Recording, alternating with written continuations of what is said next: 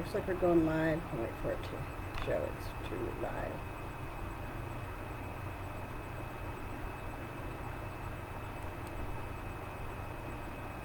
Okay, now we're live.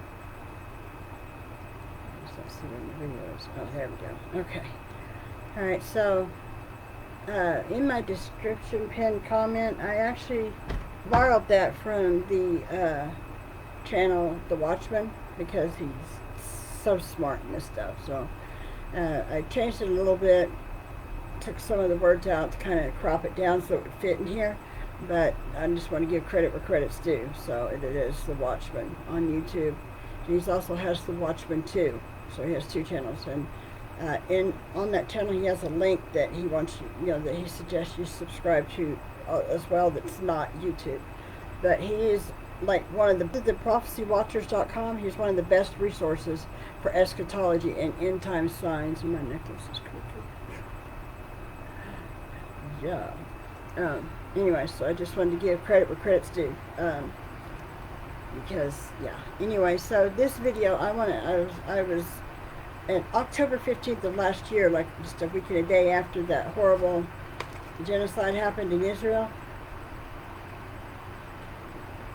Pastor Ken Merrihew at Calvary Chapel in Oklahoma did an excellent message on the history of Israel and why they're not settlers.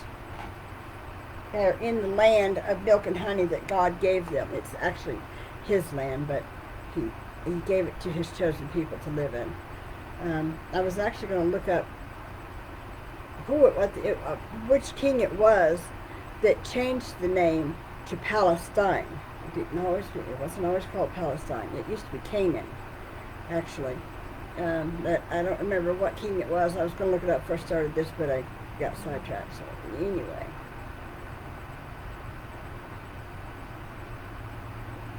So I'm just looking at...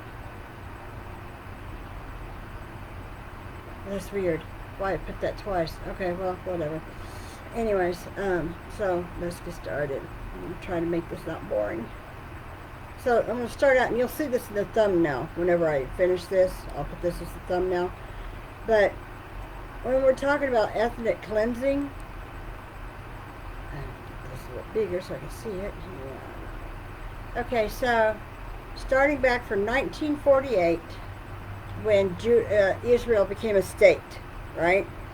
That very same day, 3 Arab countries came against them and went to war with them. Okay, so the Jewish population in different countries from 1948 versus 2023, and the reason why the populations are so dramatically lower is because they were ethnically cleansed. And I cannot read that. Oh wow.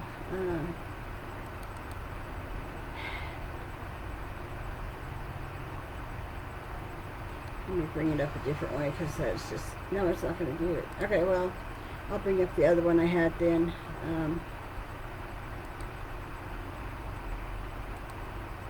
Okay, and then I can use the bottom part of the other one. So anyway, so in Egypt, the population was, in 1948, was 63,550 Jews. As of 2023, there were 3 Jews living in Egypt, because they were ethnically cleansed from Egypt, and you know what that means. Syria, in 1948, 40,000. Now, 0. In Iran, 100,000 in 1948 versus 8,500 now. In Iraq, there was 150,000 in 1948. There's 4 now, 2023, as of 2023. In Lebanon, 20,000 in 1948 versus 29. Like just 29, like less than 30, 29, as of last year. In Morocco, my neighbors are Moroccans. Yay me. In 1948, there were 265,000 Jews living there. As of last year, there's only 2,100. In Yemen, in 1948, 55,000. Now, or as of last year, 1. Algeria, 140,000 versus 200 as of last year. In Libya, in 1948, there were 38,000 versus 0 now, as of 2023.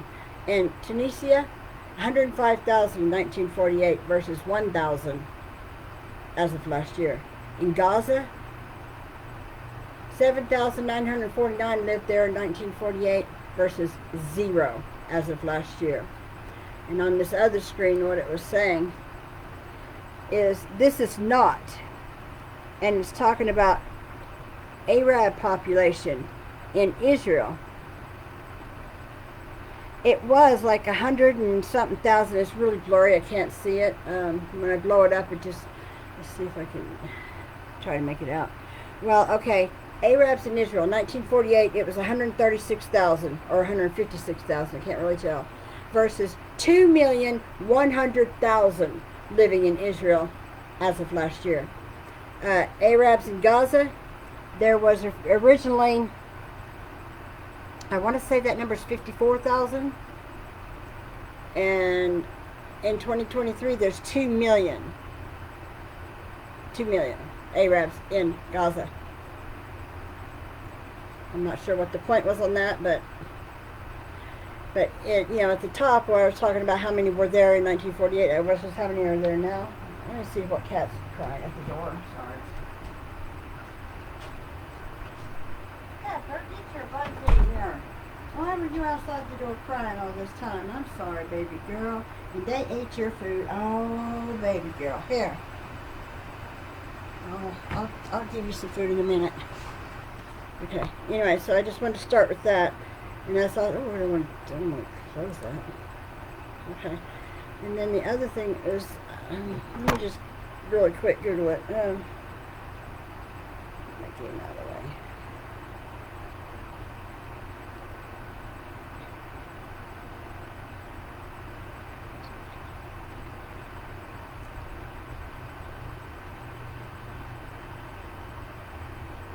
What king was it that renamed Canaan to Palestine?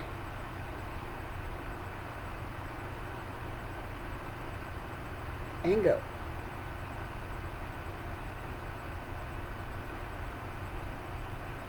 Oh, it's the Roman Emperor Hadrian is believed to have changed the name of Judea to Palestine. My bad.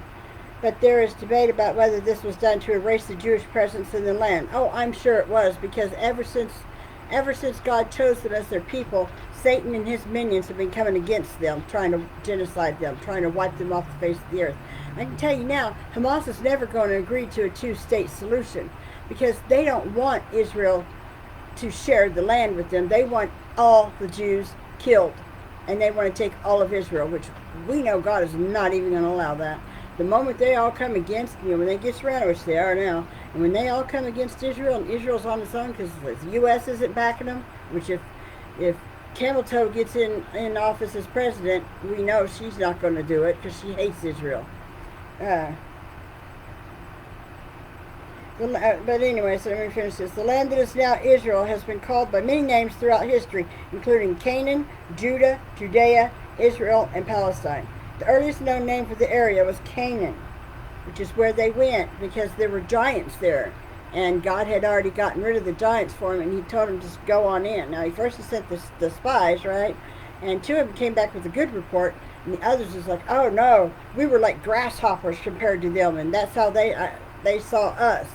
You know, and I mean, they brought back a cluster of grapes that they had to carry on poles, 2 of them, because it was just massive. That's how big the fruit grew there because of the giants.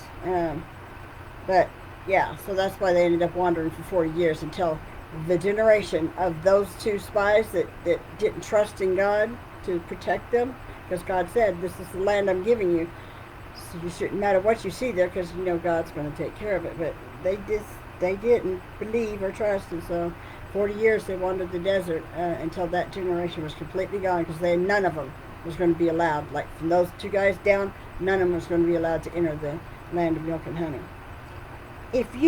Palestinian is not a bloodline. It's like people that live in New York are called New Yorkers. People that live in Oklahoma are called Okies, right? But you cannot do a DNA test to see if I have Okie blood, or if I have New York blood, or if I have Palestinian blood.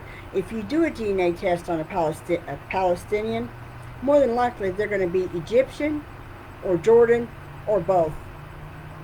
There is no bloodline. You can't do a DNA test to see if you're Palestinian. It's not a bloodline. Not like Jewish or, you know. The name Palestine can be traced back to the mid-12th century BC, that's before Christ, when the Palisades were mentioned in an inscription in the Medinet Habu temple in Luxor. The Palisades are now known as the Philistines. The term Palestine was used by Herodotus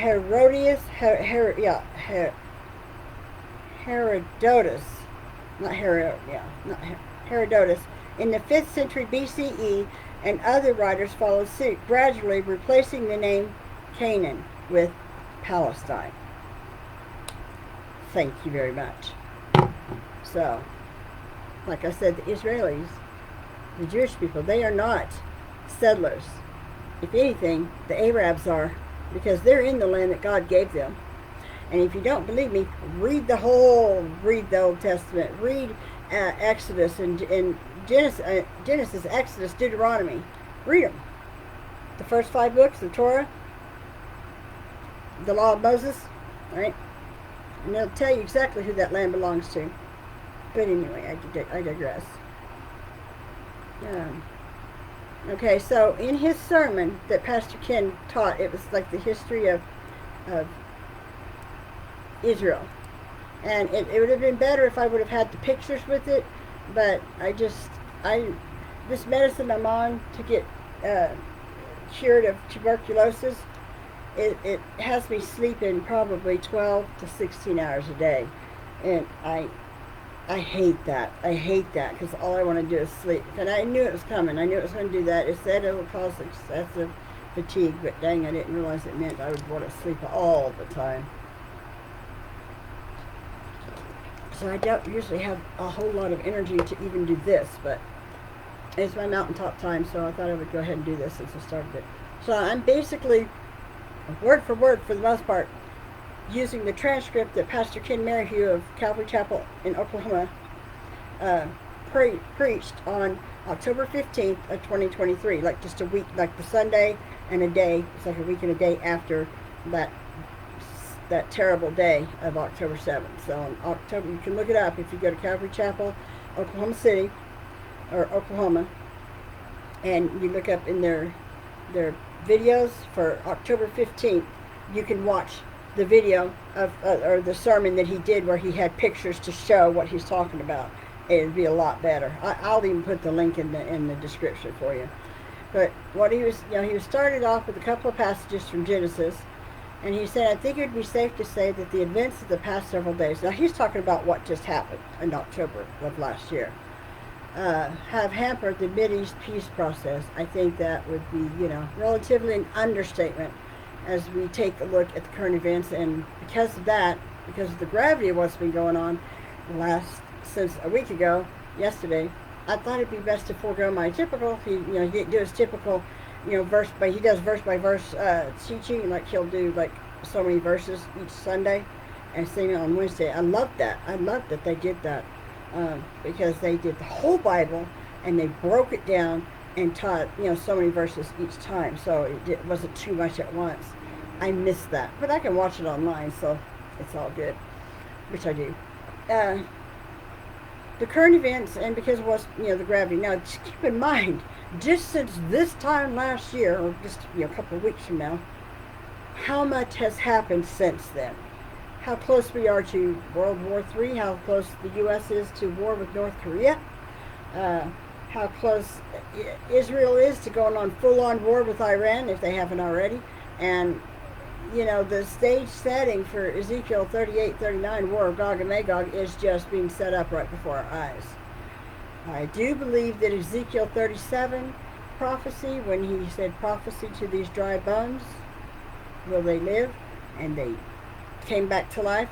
I honestly believe that was God when he, in 1917, started bringing people back to Israel. We brought them all back and they became a nation. Israel became a nation, and then in 1948 they became a state. Right? So I believe that's when that particular prophecy was fulfilled, as well as a lot of people I follow. But anyway, so typically, now some of this I'm adding. So if you don't see me looking down when I'm talking, it's because I'm telling you what I think. So it's not all what he says. I'm going to put some in too. So I'm not going to just read a transcript to you. All right, so, oh, he always starts with a joke, but he didn't this time.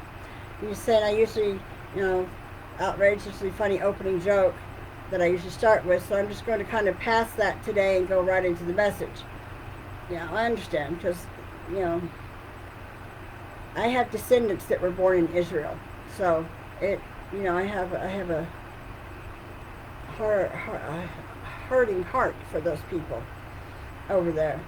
In Genesis 12:12, verses 7, God says to Abram, he said, the Lord said to Abram, get out of your country, from your family, and from your father's house to a land that I will show you. And then down in verse 7 it says, I have hiccups, I'm sorry, that the Lord appeared to Abram and said to your descendants, to your descendants I will give this land, and excuse me, ma'am. And there Abram built an altar to the Lord who had appeared to him.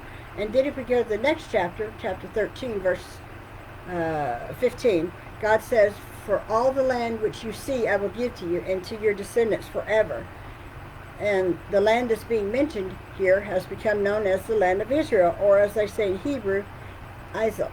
And so first of all, as we take a look at this morning, or tonight, we're going to try to make it like it's not simply going to be a history lesson. We're going to have a lot of application with it as well, but I'd like for us to examine what it means. For the Lord to give the land to Israel, to the Jewish people forever. Okay, it all began back during the Canaanite conquest, after they crossed over the children of Israel, after they crossed over the Red Sea. I don't know why I cut that off. The children of Israel left Egypt, wandered around for 40 years, which I already explained why they ended up having to wander. 40 years, crossed over the Jordan, and as they entered into the land of Canaan, now keep in mind there was 2 tribes of Israel that did not cross the Jordan, that stayed on the other side. Anyway, that's another story. 40 years over the Jordan, and as they entered into the land of Canaan and began that conquest about 1400 BC, that was when the fulfillment of this land began. But it came to a very abrupt end in 606 BC with the fall of Jerusalem at the hand of Nebuchadnezzar and the Babylonians. And a relatively brief exception, about 200. There was a period of time about 2 centuries before Christ's birth that relatively little exception has been, essentially there has been no autonomous rule in that land until May 14th, 1948. I can never remember the famous author, Mark Twain. Mark Twain. He went to Israel back before, it started budding again in 1917 to see what the land of milk and honey was like. It was a wasteland. There was no inhabiting in that land. That was so bad. No one wanted to live there. You found nothing living there because it was just deserted. Desert, dried up. And he made a comment about, this is, just so I can back up what I'm saying. What did Mark Twain say about Israel when he went to visit it and it was just a wasteland?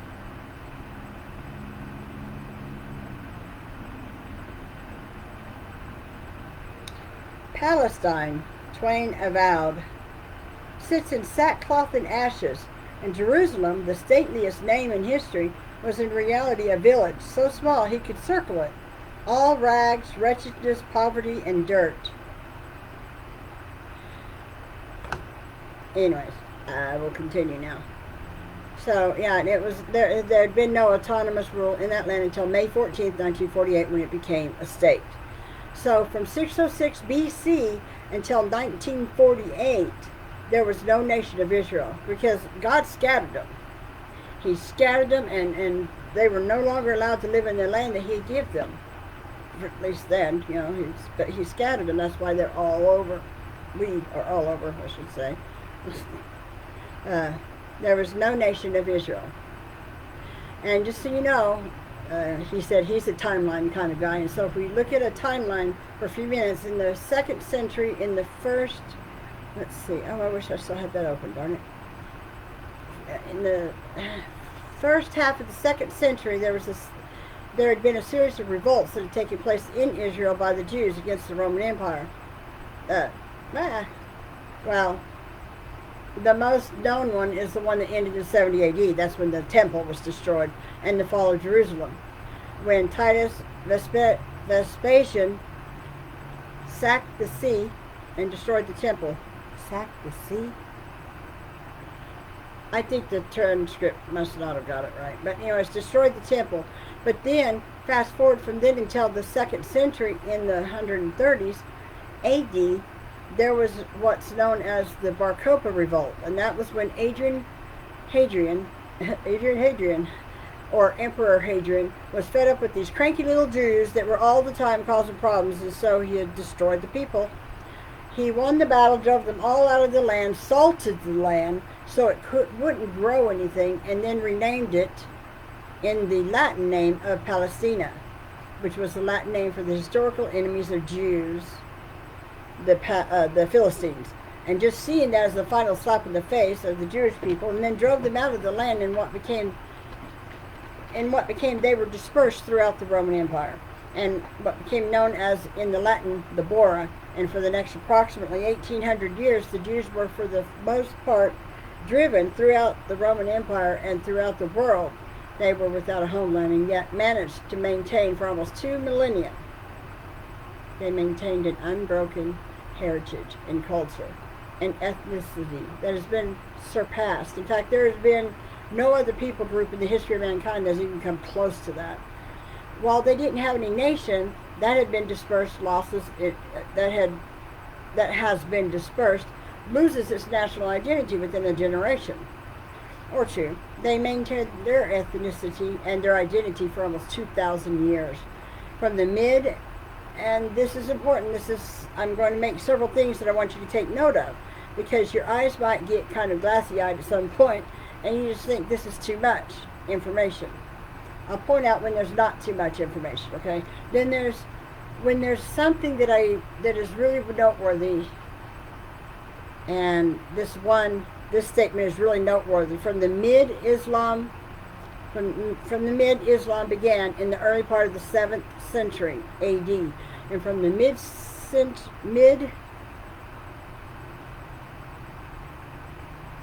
I have no idea, it's mid-something, I don't know, century, with the first Islamic presence in Israel around the middle of the 1600s, until the post-World War II era. There was never, and if you're taking notes, underline the word never. There was never ever an attempt to establish an Arab homeland in Palestine. Until the post-World War II era, there was never. And if you're taking notes, underline the word never. There was never, ever an attempt to establish an Arab homeland in Palestine.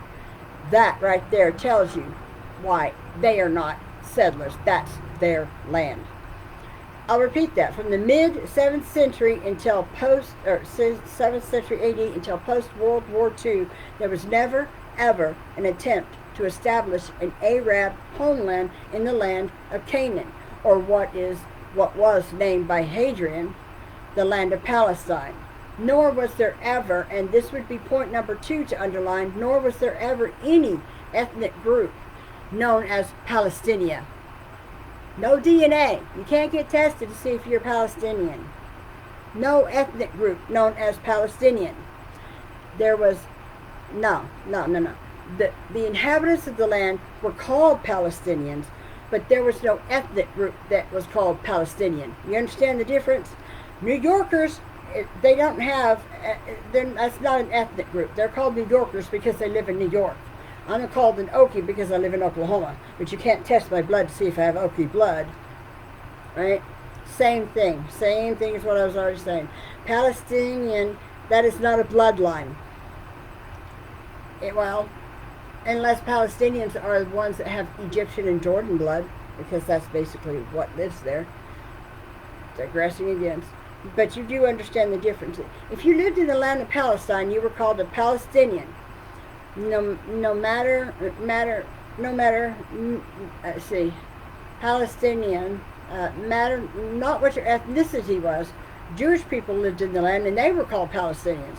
But there was no ethnic group that went by that name. And starting in the middle of the second millennium, the Turkish Ottoman Roman Empire rose to power, and they ruled for about 400 years, including the land of Canaan during that time period. And here's a map, and there's, I was hoping I still had my thing opened up so I could show you the pictures, because I did get some of them, but I'm not sharing my screen, so I couldn't show you anyway. But you can look at his message, the video, and you'll be able to see it.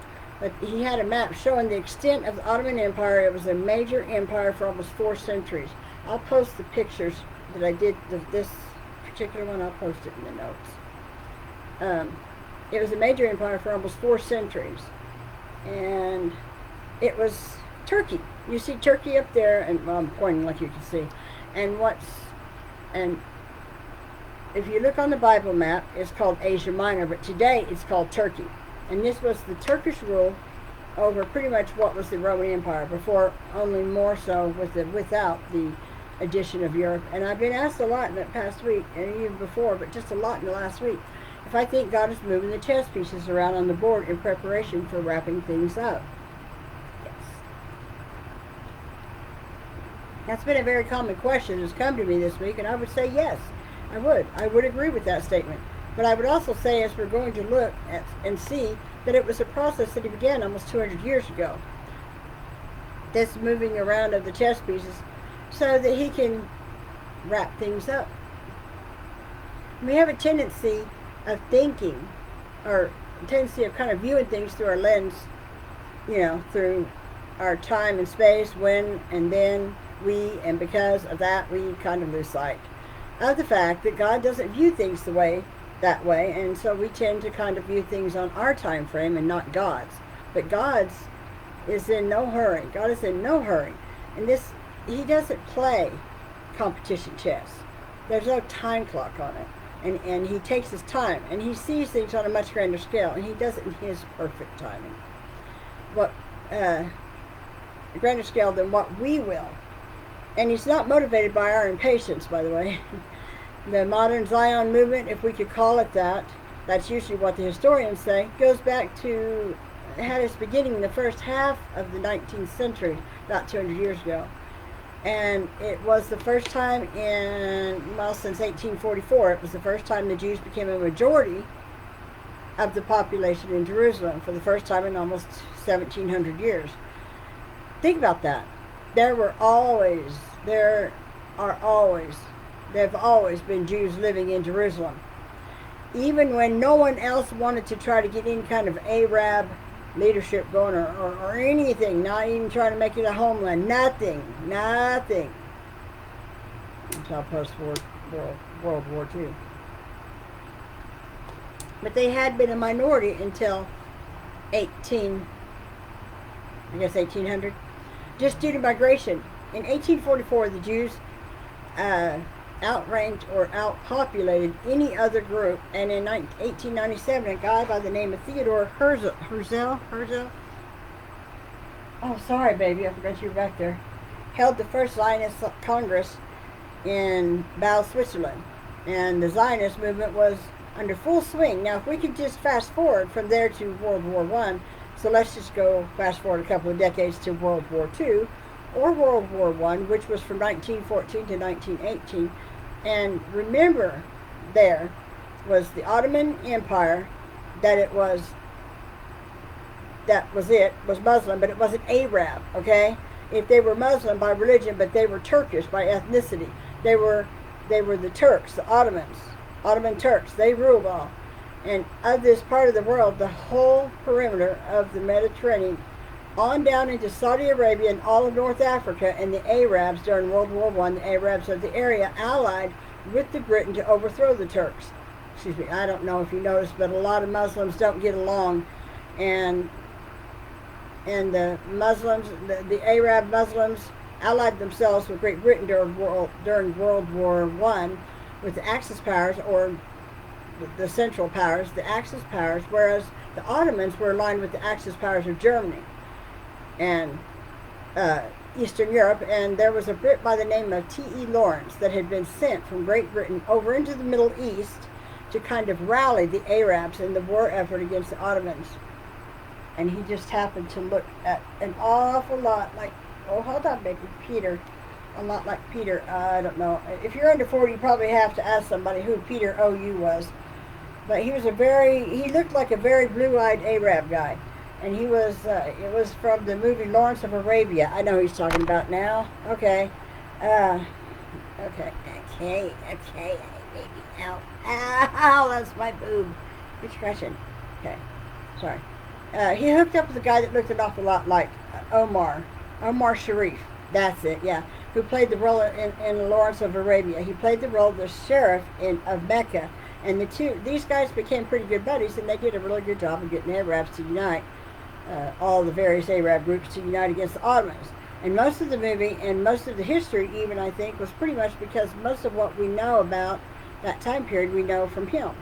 Lawrence tells us, and so it was probably somewhat exaggerated, he was kind of, he liked his picture in the paper, you know, kind of thing, but they got the job done. And also at that time, especially there were a lot of Jewish guys that were helping Britain in the war effort, especially not only in the Middle East, but especially in Great Britain. And so as a result of trying to, you know, the Arabs were rewarded by overthrowing the Ottomans so that they got their thing did. And the Jews were rewarded by what became known as the Balfour Declaration. It says Bal, F-O-R, for Declaration, but I know it's the Balfour Declaration. And that's how they got their job. There was a guy by the name of the British Foreign Secretary, Arthur Baylor. He wrote the Balfour wrote this. Okay, Arthur Balfour wrote this declaration to a guy by the name of Lord Rothschild. Oh, the Rothschilds, well, who was obviously a person of royalty, yeah, with a name like that, and this became an official document of the British Empire. The Fordation, I have no idea what he's saying there. And in it they called for a national home for the Jewish people in Palestine, and this was done in 1917. It became a state, a nation. So the war wasn't even quite over yet when the Balfour Declaration was established with the fall of the Ottomans. That left a huge power vacuum in the Middle East because they were the nation, you know. They were the country, and all of a sudden, they don't exist, and so you got all these various groups. They were predominantly Arab, but there were different flavors of Arab, if you can understand what I mean by that. And so there was this big power vacuum, and as the saying goes, to the victor go the spoils. Well, the victor here was Great Britain, so they took control of the Middle East, and they were trying to sort this out. They issued the mandate for Palestine, and Churchill, who was the British Foreign Secretary at the time, issued what's become known as Churchill's White Paper in 1922. And in it, he was still calling to honor the Balfour Declaration because, you know, that was the official British policy. But he was under a lot of pressure from the Arabs in the area, and so he kind of somewhat toned it down some. And in it, in the original White Paper of 1922, he said that they were going to limit Jewish immigration to the area. So they were going to limit Jewish immigration, that the Arabs, if they did carve out of this British mandate, this area here that you see on the map, I don't know where he's pointing at, this red area, if there was going to be an area that they would be given over to the Jews for a homeland, the Arabs that were in that area would not be forced to become Israeli citizens or Jewish citizens. Whatever the name of the country wasn't established at that point, but they weren't They weren't going to be forced into what Churchill called a Jewish nationality. Now, this land, that was known as the British Mandate of this land, 80% of it was set aside. Pardon me. There were a period of during the 20s and 30s, there were a series of about 10 more white papers, and in that they decided that 80% of this British mandate would be set aside for the Arabs, and it would be known as Transjordan. That would be the name of this area, because it was on the other. Transjordan means across on the other side. The Transjordan means across the Jordan, since they were EAS of east of the Jordan River, I guess. Remember I mentioned earlier there were two tribes that didn't cross over the Jordan? So where those two tribes stayed back because they had better land for their flock and whatnot. So that's what he's talking about. That was going to be the name of that country. It was going to be Transjordan. And then the rest of the white papers was kind of going back and forth of what they were going to do with the other 20%. Who was going to occupy that, and would they be autonomous, and what would it be called, and all that sort of thing. So this is going all the way back up, way up to World War II. And I would make a point of underlining number 2. This was the original two-state solution. The original two-state solution. 80% would be Arab and 20% would be Jews. And considering the population was relatively, it wasn't until 80-20, really. It was there were more Jews living in that area at that time than that was fairly equitable solution. And today you hear a lot of talk about this two-state solution. This was the original two-state solution. And it would be the area that would give the Arabs the most area that they would ever have. And today we know it as, from what that area that to have most of the homeland that would have for themselves. Keep in mind that this was before Jordan was a nation. There was no country of Jordan, just like there was no country of Israel. This was just the vacuum of the Ottoman Empire. And so what was then called Transjordan was later shortened to just Jordan. And that was the original area that they had set aside for the Arabs to have as a nation in a homeland. All the Arabs in this that were outside of the Transjordan area, in other words, ow, why are you biting me? All the Arabs that lived on the west side of the Jordan River immediately would be the blue area. And that's the west side is where the 10 tribes of Israel went when they crossed the Jordan. They would be the blue area of the map, which I don't know. I wish I had a picture of that map. I know I have. I'll have to just put it up in the comments. Or you can watch his video, watch his teaching, and you can listen to their praise team too. And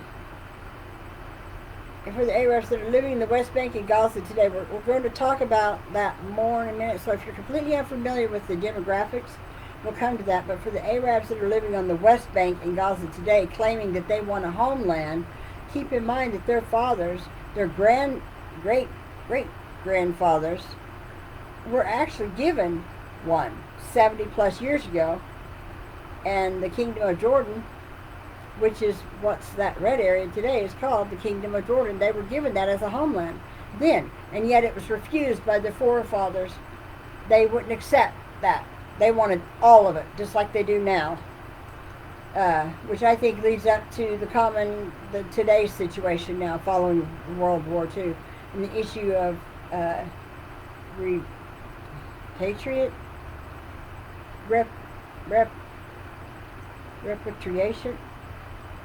I don't know what he's trying to say there. Of the land by the Jewish people become a hot button subject once again. It hadn't really. It had in the beginning with the UN. They established the UN after World War II, and so the UN doing what they do, they formed a committee, and so according to the UN, the United Nations Special Commission on Palestine, they adopted that was only supposed to do that part there. No more. That's not even making sense. Do that part right there. No more. No, okay. We got both parts. So they took that area of the Transjordan area of the UN did, and they partitioned it into two relatively equal parts. The blue being that was set, which was set, you can see it's kind of irregular. It doesn't make a whole. It was done according to demographics, and I will find that map and put it in here in the comments, because you'll see what they were offering to do, and Israel was still getting kind of screwed. You know, Israel's given up so much of their homeland, of the land that God promised them. It's just insane, just to keep peace. And the way they had it set, it was like, if I remember correctly, it's kind of like, you know, here's Israel, and then all around them is the others, you know, and it was like really weird the way they did it, and even that wasn't good enough for them. Ow, let go of my hair. And the part that was primarily no, you were in my lap and you wanted to get down. Okay, excuse me a second before I get sliced to death. Just get down now, please, because you're just distracting. No.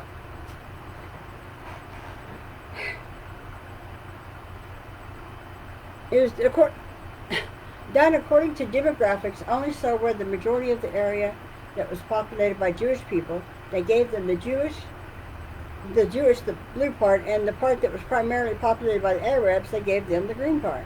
Okay, and thinking that way, nobody gets displaced, and so it made practical sense in that way. But it was, you know, it's kind of hard to have a country that's in 3 or 4 different places. But the Jews who accepted it, the Arabs did not. The Jews accepted it, but the Arabs did not. And we'll see that has been and will, that's the case from that time forward. It has been the case from that time backward. One of the very few friends, and again, riots and clashes began breaking out in this area between, they had no country. I mean, the Arabs that lived in the country, the Jews that lived in that country were primarily immigrants that had snuck into the nation illegally, because immigration into that area was illegal under the British mandate. And even up to and including post-World War II period. So they had to sneak into the country illegally and start being farmers, and the Arabs that lived in that area were shepherds and farmers. I mean, they weren't armies, but these two groups began having clashes between the Arab irregulars, which is what they called, and the Jewish underground, because they weren't even supposed to be there legally. And one of the few, it says friends, that the Jews had during this time period, okay, it was friends, was a guy by the name of Harry S. Truman. And in this partitioning then, Jerusalem was going to be set aside as an international zone that would be controlled by the, by the UN. But you know, that worked out real well. And so one of the few friends they had at that time period was Harry Truman. And listen to what he said in his memoirs. The question of Palestine as a Jewish homeland goes back to the solemn promise that has been made to them, meaning the Jews, by the British in the Balfour Declaration of 1917. A promise which has stirred the hopes and the dreams of these oppressed people.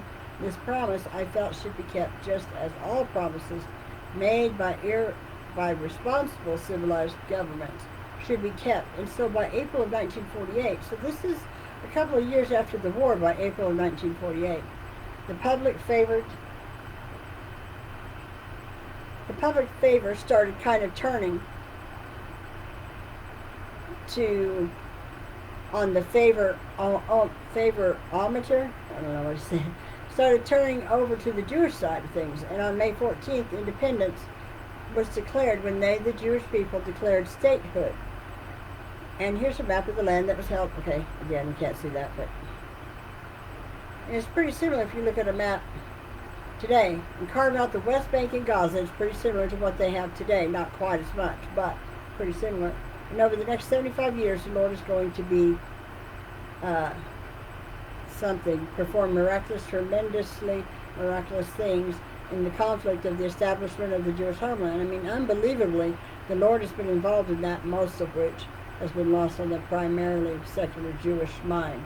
You know, the nation of Israel today is primarily a secular nation, just like the U.S. is primarily a secular nation. And they will grow over time as they win battle after battle over overwhelming odds, but they start beginning to think that it's due to their own prowess, you know, their own military strength or technology or their own fortitude, but keeping in mind that this is only God's way of moving pieces around on the chessboard. He's putting all this into play so that they declare statehood on May 14, 1948. Immediately, it was 4 Arab nations, Egypt, Jordan, Iraq, and Syria, declare war on this brand new 24-hour-old state. And they started advancing against them, against Israel. And Israel didn't even have an army. They didn't have any weaponry. And these Arab nations were all financed pretty much by Russia and had the latest Russian technology. And the Israelis suffered huge initial casualties, and Jerusalem was cut off at one point. But they were able, and they were, running out of supplies. And they didn't have first aid or food or anything like that, but they were able to establish a supply line. And the fighting ceased in 48 when they brought the Arabs. The Arab says, okay, uncle, 48 hours? I don't know. But they refused to sign a peace treaty. There's never been a peace treaty signed between Arabs. These Arabs, the Arab people of a couple of these nations, but the Arab people have never signed a peace treaty with Israel. And so the UN stepped in, as the UN likes to do, and they established what is known as the UN Green Line. So here's a map. Okay, again, there's a map. Kind of pretty much like that of the area that was controlled by Israel at statehood. But then the UN came in and said, yes, we'll put a stamp of approval pretty much on those same borders, and it was known as the Arab Greenland, or the Green L. And so the nation of Israel was established. Now, there was a number of skirmishes. There was a war between Israel and Egypt in the mid-50s, between 56 and 57. It was primarily over Sinai, sometimes called the Sinai Campaign. And following that campaign, there were several moves to unify the Arabs. These all little various Arab nations, there have been several moves to try to unify them. Getting those nations were trying to unify the Arabs that they were living in Egypt, living in Israel. After the Sinai campaign, there were several different attempts to try to get the Jews living in the new nation of Israel under some kind of an identity other than just the fact that they were Arabs living in Israel. And that all ended with a guy by the name of Yasser Arafat. Oh, I forgot this part. 76, or a little over 3/4 million Arab refugees or exiles during World War I, or during the War for Independence. Almost a quarter, or a little over 3/4 of a million Arab refugees or exiles. In other words, these were Arab people that were living in that area that was claimed by Israel at statehood. And so they left that area and they went in primarily to either Lebanon on the north, or Jordan, across the Jordan River, to the Transjordan side, the newly established nation of Jordan. There were an equal number of Jews that did the same thing, that were living primarily in Lebanon and Jordan. They left those areas either by being kicked out, ethnically cleansed, or just by running for their lives. And they ran into the area of Israel, equal number. And that's kind of important to understand. But after this campaign of 55 to 56 to 57, they started trying to unify the Arabs, because we're talking about 1955, 1956, 1957, trying to unify the Arabs in that area, and they ended up with the Arabs called that defeat of this whole thing, that the NATO, which is the great disaster. And for several years of trying to unify the Arabs, a guy by the name of Yasser Arafat became the leader, and was later named as chairman of the Palestinian Liberation Organization, or the PLO. And which was the group that the Arabs living in the West Bank and Gaza all became kind of semi-united under the PLO. And it wasn't on the surface, on their PR releases. It was so that they could have a national identity within the nation of Israel. They wanted the West Bank in Israel and West Bank in Gaza to be recognized as the homeland for the Palestinian Arabs. But in reality, that's what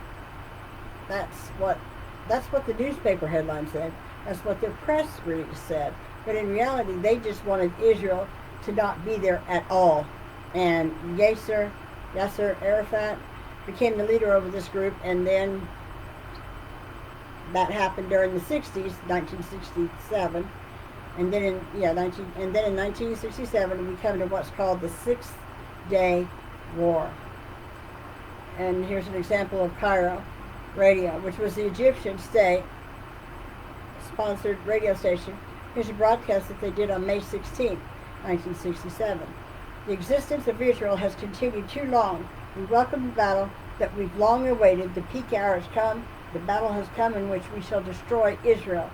King Hussein of Jordan on the 30th of May said this. The armies of Egypt, Jordan, Syria, and Lebanon are posed on the borders of Israel. To face the challenge while standing behind us are the armies of Iraq, Algeria, Kuwait, Sudan, and the whole Arab nation, meaning Saudi Arabia. This act will astound the world today. They will know that the Arabs are arranged for battle.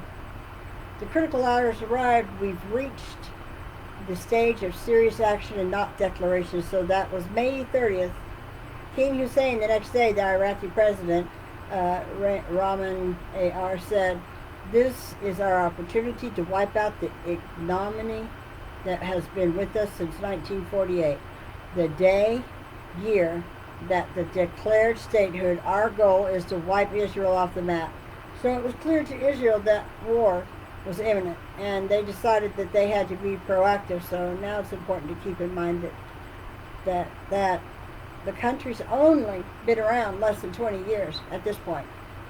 Their military is the military equipment that they have primarily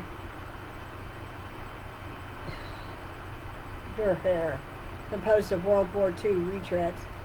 The only Air Force they have is some French Mirage first generation.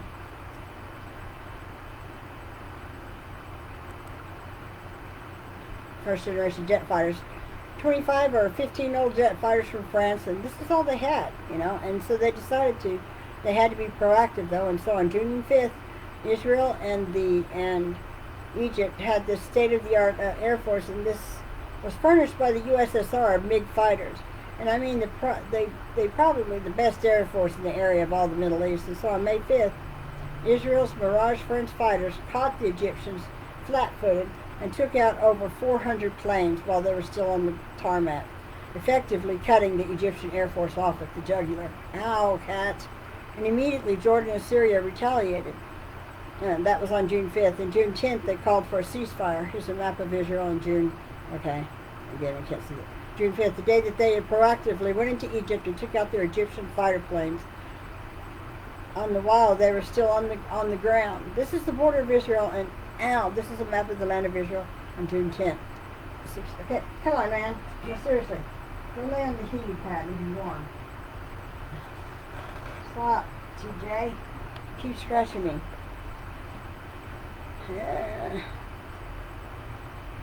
No!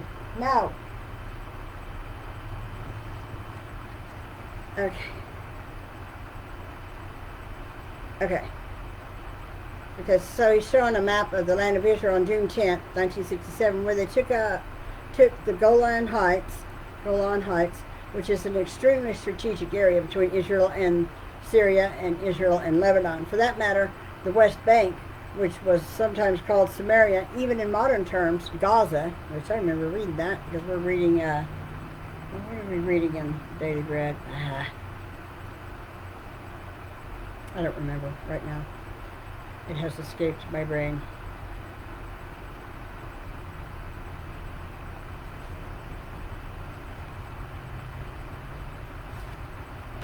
Okay, well, I don't remember. I don't think it's in Psalms, but I remember. I know I've read in the Old Testament talking about Gaza or Gaza Strip. So, anyways, it was called back then, and the Sinai Peninsula, Israel offered after the war. They offered to return 90% of all the land that they took during the Six-Day War, and Egypt and Syria refused to negotiate with them.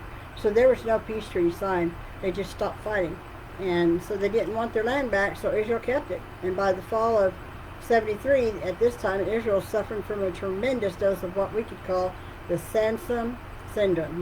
Just like it doesn't matter whatever they bring, I'll squash it. And they weren't worried about anything. And so this time, Syria and Egypt acted proactively, and on Yom Kippur, 1973, they caught Israel kind of flat-footed. And the Syrians took over the Golan, and the Egyptians came in through Sinai, and they caught Israel off guard. Israel suffered a lot of heavy casualties initially, but after about a month, they began. They kind of collected themselves and started pushing back, and there were some ceasefires that were signed about a month after Yom Kippur. That's when the Syrians and the Egyptians saw that the war wasn't going their way. They signed a ceasefire. They never signed a peace treaty, but they did sign a ceasefire. And during the war, 2,700 Israeli soldiers died, and 8,500 Arab soldiers died during the Yom Kippur of 73. And the result of it, even though Egypt or Israel won the war, they kind of lost the PR war, and because Saudi Arabia blamed Israel for all of this, and that's what led to the very famous, or we could say the infamous, oil embargo of the late 70s, was the Yom Kippur War, and so the oil prices tripled. Ah, that must have been why we had a fuel shortage. I never understood what happened there, I guess. Anyways, long lines of gas pumps and everything. Jimmy Carter was president, and people were calling for his head, and this was all due to that. And also led to a whole series of anti-Israeli resolutions by we fast forward 1979 Carter, in an attempt to try to establish his legacy when people were wanting to, oust him. He was able to broker some peace negotiations between Anwar Sadat, who was the head of Egypt, and Monin bin, I guess that's how it's said, who was the head of Israel. And he got them all together, and Jimmy Carter was famous by saying, here we have three religions, here we have three religions, all serving the same God, and we're just going to hold hands and make nice. He ended up in 79, Egypt, Egypt, with Anwar Sadat, signed a peace treaty with Israel, first of the Arab nations. So to do so, they signed peace treaty with Israel, which led to later his assassination. But he signed the peace treaty with Israel, and since then there have been a whole number of I don't know what he's saying here, anitus, which means it's when a mullah or heir or an heir or some Muslim cleric will call for an anapat, means uprising or rebellion, a whole series of those in the Middle East. Too many to count. It depends on how 5 or 6, depending on how you categorize them. Oh God, cat. No wonder I'm choking. I'm almost done. I just lost my place because the smell just slapped me in the head. Okay, how you categorize them in the first half of the 90s when Clinton was president. He was negotiating in 93, 94. He was negotiating a peace deal between the Palestinians and Israel in what's known as the Oslo Accords. I remember that. And this was all done. I was in the army at that time. Hey. And this was all done off the books. It was supposed to be a super secret thing in Oslo. And they signed the PLO, and they signed this thing that known as the Oslo Accords. And in it, the PLO, or Palestinian Liberation Organization, became the Palestinian National Authority, or the PA. The PLO became the PA. So it's not PNA, it's just PA, Palestinian Authority, which meant that they were given a lot of autonomy before the Gaza and the West Bank were all under Israeli control. But as a result of the Oslo Accords, then they were given a certain degree. It was kind of like, you guys need to earn your autonomy, but we're going to give it to you as long as you make nice and, And then Jordan signed a peace treaty with Israel in 1994. Both of those peace treaties, Egypt and Jordan, still exist to this day. But a lot of suicide bombings and attacks, when all that started there's a whole bunch of that going on back then. A lot of different, as were raised, Anitas, I don't know what to say in there, were raised, and there was a lot of attacks on settlers. I hate that word. I have really learned to hate that word. Was in that, all in direct and Israeli settlers that were in direct violation of the Oslo Accords, but the Arabs living in that area were doing so because they didn't want this peace deal that their leaders had gone and had received. And today Arabs living within the nation of Israel have full Arabic citizenship. They can vote in elections. They have, there's at least 8 members of the Israeli parliament, known as the Knesset. The Knesset. There's at least 8 members of the Knesset that are Arab, and they have more rights in this, and this is an underlining point. They have more rights. The Arabs living in Israel have more rights than the Arabs living in any other Arabic state. And the Arabs living in Israel have more rights than any Arabs living in any other country in the Middle East. The Palestinians have rejected virtually every peace accord that's been offered to them, and broken the ones that they did accept, that they were offered, like when they were offered statehood in 1948 and in 2000, both of which were rejected because they don't want statehood. They want the eradication of Israel, as we saw in those earlier quotes. I have news for them. God is not going to allow that. They've responded by those offers with armed aggression and terrorist attacks. And my question would be, if we go back to the earlier map, the Palestinian Mandate, most of the Palestinians which would be considered an Arab living in Palestine, and under the Palestinian Mandate, most of the Palestinians live in Jordan. Why don't they ever call for AntiChrist there? They are still living in refugee camps. 70 years later, they're still living in refugee camps. Why don't they call for uprisings there? But they don't. They only call for them in the land of Egypt or Israel. Today, officially, the Palestinian Authority, or the PA, has control and oversight over the Palestinian Authority. Has control over the West Bank and Gaza officially. The West Bank is semi-autonomous under the leadership of President Mahmoud Abbas, who is the legal president of the PA, and he rules over the West Bank. And Israel gives them a lot of autonomy, not total, but a lot of autonomy. But the Gaza, however, is under the leadership of the Hamas chairman. And you've heard a lot about Hamas in the last week. Oh boy. The chairman of the Hamas is a guy by the name of Ismail Haniyeh. And they've had pretty much autonomy. Israel hasn't had anything to do inside the borders of Gaza since 2005. There are 0 Israelis living in Gaza. No Jews. They've given them complete autonomy, and under the leadership of the PA and the Hamas thing, conditions have gotten from bad to worse under their leadership. These two dudes here, with respect to the political parties, they don't get along. I know it's kind of hard to understand 2 political parties. It's hard for our American minds to wrap our brains around 2 political parties fighting. But these guys don't get along, and so the West Bank is governed by the political party known as Fatah, and the Gaza is governed by the political party of Hamas. Is that right? Okay. Even though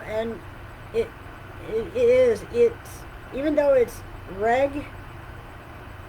but it's not registered. It's not registered as it is recognized as a terrorist organization. It's also a political party that the inhabitants of Gaza voted for. Yeah, they voted for Hamas to be their leaders. So in a free and fair election, as free and fair as an election could be, there they chose Hamas. In addition to all of this mind-numbing craziness, there are a couple of other terrorist nations, or groups, that I think is important for us to understand. There's Hezbollah, which is headquartered in southern Lebanon, which is where the Lebanese refugees from Palestine went to the Arab during statehood. The ones that fled to the north went to Lebanon, and Lebanese government immediately put them in refugee camps, which still exist today. Oh, Jesus. What are you doing? Scare the... Oh man, that was about 9 cat lives came out of me just then. I don't know why that scared me. I was just startled me. Oh, I wasn't expecting to hear that noise. Sorry. I guess because I'm just really getting into what I'm reading here.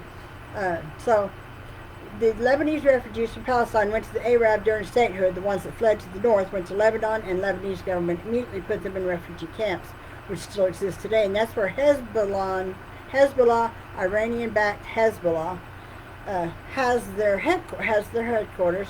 That's where they operate out of. And then the other terrorist group is known as the Palestinian Islamic Jihad, which is a technical term, which is technically in Gaza, but they do a lot of stuff in the West Bank as well.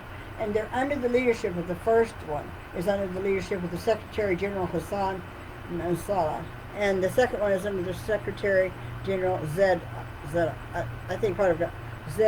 al-Nakla, however you say it. And here's what the Hamas Charter states, which is the ruling party in Gaza. Israel would exist and would continue to exist until Islam will obliterate it, just as it obliterated others before it. So the goal hasn't changed. That's still what they want to do. The goal, not gold. The goal has not changed. That's still what they want to do. In fact, the guy that's the head of Hezbollah, Hassan Nasrallah, he said he said the Jews are a cancer, which is liable to spread again at any moment. He said there's no solution to the conflict except with the disposal or disappearance of Israel. If they all gather in Israel, it will save us the trouble of going after them worldwide.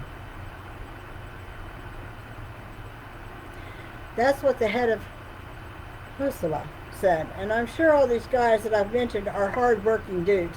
The leaders, I'm sure they are. And to know, and to you know, a workman is worthy of his wages. I hope I don't come off as judging the leaders' motives in this, but it looks like these guys are have got some pretty good gigs. Yasser Arafat, Yasser, whatever, Arafat at his death, Yasser Arafat at his death back in the early ODS. I don't know what that's supposed to be. But he died of a stroke or a heart attack. I forgot. He was worth well over $1 billion at his death. Muhammad, it's MMUD, so I know there's something missing there. It's just the way he said it. Whenever I have it do subtitles for what I'm saying, it gets some weird things in there because of accent. I have like half Yankee, half Okie accent.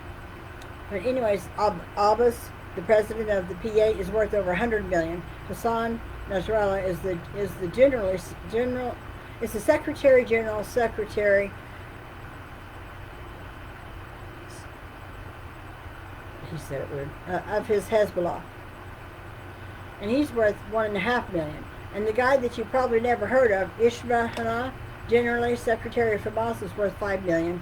And these guys say that they are only concerned about the plight of the Palestinian people. And I would say, if so, then do something about it.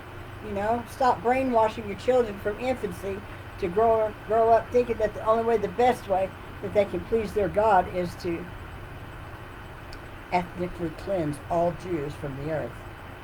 Is to kill a Jew. And if you want to really please them, do so in a very slow and painful way. Get over this whole great Satan, little Satan thing and start working for the good of your people instead of the good of your bank accounts. That's what I'd say to these guys. I mean, there's no question that this piece of real estate on the eastern shore of the Mediterranean belongs to Israel. Yeah, but they took it by war. Someone will even say that we're the whole story, and it's not. That if that were the whole story, and it's not, but even if that were the whole story, what nation hasn't? Can you name a nation that has not? In fact, they took it from the people who took it from the people who took it from the people who took it from the people. I mean, that's just been the history of mankind since the book of Genesis. Amen, Pastor. And has Israel been the best landlords in the last 75 years? Maybe not. But then again, what nation has been? You know, do we want to start virtue signaling right now as Americans the way we've run the United States in the last 225, almost almost 250 years. U.S. sucks the way it treats people, other countries. I said that. Ezekiel 11:17 says, "Therefore say, thus says the Lord God, I will gather you from the peoples, assemble you from the countries where you have been scattered, and I will give you the land of Israel." This wasn't talking about Abraham 4,000 years ago. This was talking eschatologically. I can't say that. Eschatologically. Okay, in eschatology teaching. We would start looking at the end time clock that I believe began, 200 years ago. God gave this land to the Jews forever. Period. Okay? The time clock, I truly believe, started in 1948. When Jesus says, "No, this generation shall not pass until these things come to be," when he's talking about that. And the generation, no dot and no tittle, nothing is going to be left undone before this generation passes. Anyways, you know what I'm talking about.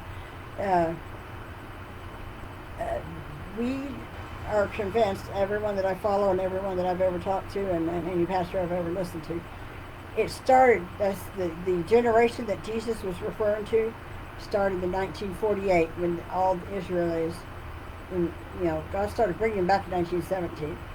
And since this war thing has started, since October of last year, Jews are just flocking back to Israel because they feel safer in their land where there's a war going on than in the country that they're currently living in, whether it's here or Europe or wherever, because of the anti-Semitic uproar. People are screaming, "From the river to the sea, Palestine should be free," or whatever they're saying, which is a lie, which is crap, because 90% of them probably don't realize they're calling for every Jew in the world to be killed. Or maybe they do. Maybe they do know what they're saying. If we start looking at the clock, and he says, I believe it began 200 years ago. God gave this land to the Jews forever, period. Okay? Here's the thing. This would be the point to underline. That is what, number 5. Here's the thing. Both sides of this conflict hasn't got Jesus. Okay? Both sides of this conflict need Jesus. Every day there are people dying on both sides of this conflict or going into eternity without Jesus. And so at what point do we let that truth rise up to the top and allow it to trump our politics and change the way we view all this? I mean, it belongs to Israel. I get that. And I am an Israel supporter. I got that. Have you seen okay, he's off. He's been to Israel. He's got an Israeli flag. He's got all kinds of Israel stuff in there. So Calvary Chapel in Oklahoma definitely stands with Israel. He says, I dig the nation of Israel. They're God's chosen people, but they're not walking with God. He's using all of this. He's working all this stuff out, and he's assigning the chess pieces around so that he can reveal himself to the Jews. And if the Jews think that that's what's happened in the last week or the last 75, 80 years or something, they haven't seen nothing yet. And that breaks my heart. Yeah, it does. That breaks my heart too, because we know that in the 7-year tribulation, at the midpoint, when Satan sits down in the Holy of Holies and says, I'm your God now, worship me, right? That's when they're going to realize that this is not their Messiah. And that's when he says, when you see that's the I can never remember that. The desecration, something, whatever it is. I don't know why I can never remember that. When you see that happen, him sit down and say, worship me. He ends their worship, their sacrifices, and they have to start worshiping him because he's their God. If you're on the roof, just go. Don't even go back into your house. If you forgot your cloak, just keep going. He's basically telling you, flee, get out of there, because he's going to turn on the Jews and he's going to start slaughtering them. And 2/3 of the Jews will be killed during the great part of the Great Tribulation. The last half of the tribulation period is called the Great Tribulation, because that's when the Antichrist shows his true colors and he starts killing Christians and Jews, and 2/3 of the Jews will be slaughtered. Only 1/3, a remnant, will be saved. and there's, was it Petra? Petra. There's an area called Petra. Some people think that that's where the Garden of Eden is, only in a different realm. But Petra, right now, there's nobody living there. No one lives there in Petra. And a lot of people, I've heard a lot of people say that they think that maybe where God is intending to bring the Jews that are saved, the remnant. But that's just a lot of people's opinion, but we don't know for fact. We don't have anything concrete to say that that's what it is, but it's what a lot of us are thinking. But anyways, it breaks his heart and it breaks mine too, what it's going to take for them to realize that Jesus is their Messiah. Because when at the end of the 7-year tribulation, when Jesus returns with his saints, us, and his army, right, they will look upon the one whom they pierced, and it's then they will realize who their true Messiah is. Amen. So, but they take that for them to realize that Jesus is their Messiah, but they will. It's just Jews. I've got a lot of Jewish friends. And they will be the first to agree with some hard-headed people, or stiff-necked, as God calls them. And it's going to be really hard for them to come to the place where they will have to acknowledge Jesus as the Messiah.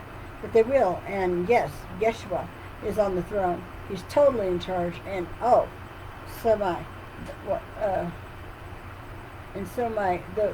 what I take away in this is how Lord, do you want me to pray for what's going on over there right now? I mean, what is my role as a Christian? Removes thousands of miles away with limited resources, that they live thousands of miles away with, limited resources. What can I do but pray? And how would you have me pray? Many people have asked me too, and I'm going to wrap it up with this. Many people have asked me whether or not these current events fit into the end time scenario. I've been asked that for a number of years, but just especially in the last week, and I too, that I would say, of course, but then those who follow what I would call the headline East, I don't know what he's saying there. The ones that are not against them. Some of my friends are headline eschatologists. Some of my best friends are. But they kind of interpret eschatology by the latest headline.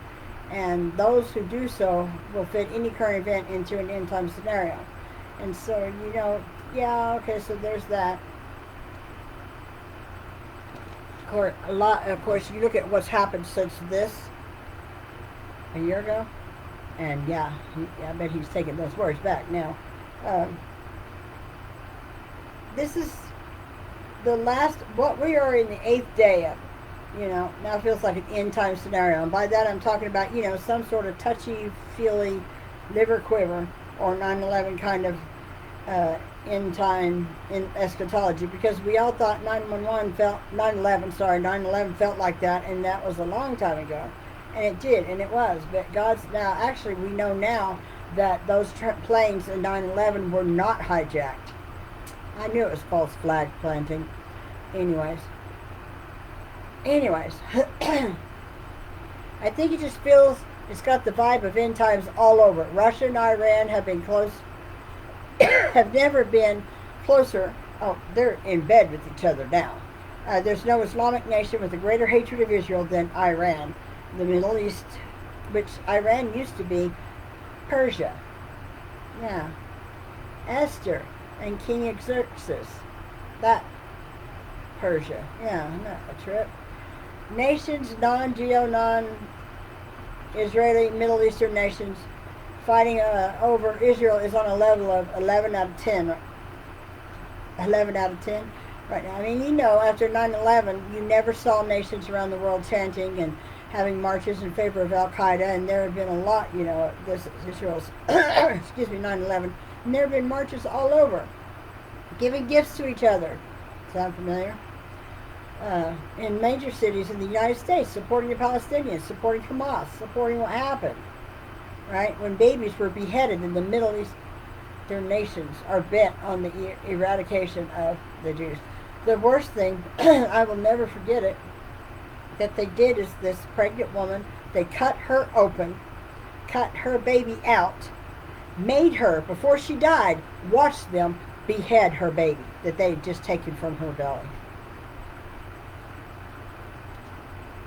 That's straight evil. That is demonic.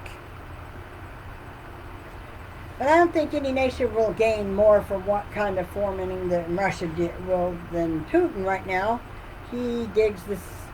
Not only does it turn attention away from Ukraine, but this is going to result in some great oil hikes, and you know, they're an oil-producing nation, and so they're going to love the price of gas if this continues. So much of this, I think, has this lace up your rapper shoes, you know, rapture shoes kind of vibe about it. But then I've said, but then quite a bit, and again, this is, but then part 3. So did the events of 2 weeks ago, or a week ago, whatever, 3 weeks ago, and 4 weeks ago, I mean, you know, I've had my shoes laced up for 4 decades now, that's what he's saying.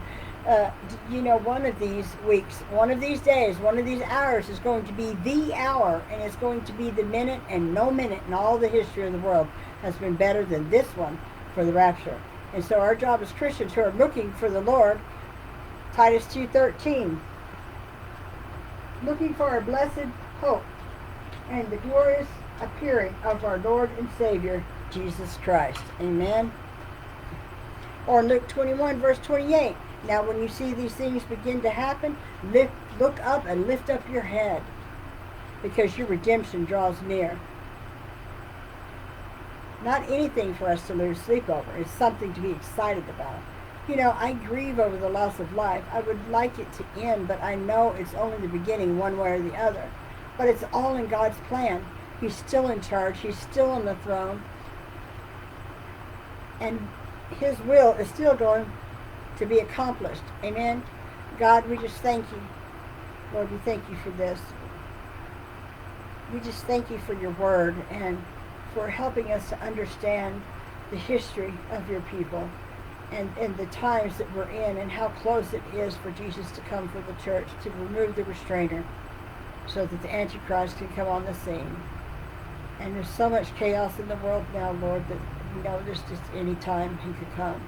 Father, there's a lot of people that do not know your Son, that do not know Yeshua as their personal Lord and Savior. They don't know him as their Mashiach. Father, I just ask that you help those that are believers to get off their pews and get out in the world and start sharing the gospel with everyone they can. Every person they meet, ask them, do you know my Lord and Savior, Jesus Christ, when they shake their hands to greet him. Father, help us to just have an overwhelming desire to do your business, to be about your business, Father, and to do your will, and to do the great commission that Jesus called us to do. Help us to be the salt and light of the earth, to give them hope and let them know, no matter how dark it may look, the darkness will never overcome the light. And we just praise you and we thank you and we glorify your precious name, Jesus. And in Jesus' name we pray. Amen. So that's all. It's probably longer than I wanted it to be, and I apologize if it was. But I hope you have a blessed rest of your night. Shalom. Oh, Shabbat Shalom. That's right.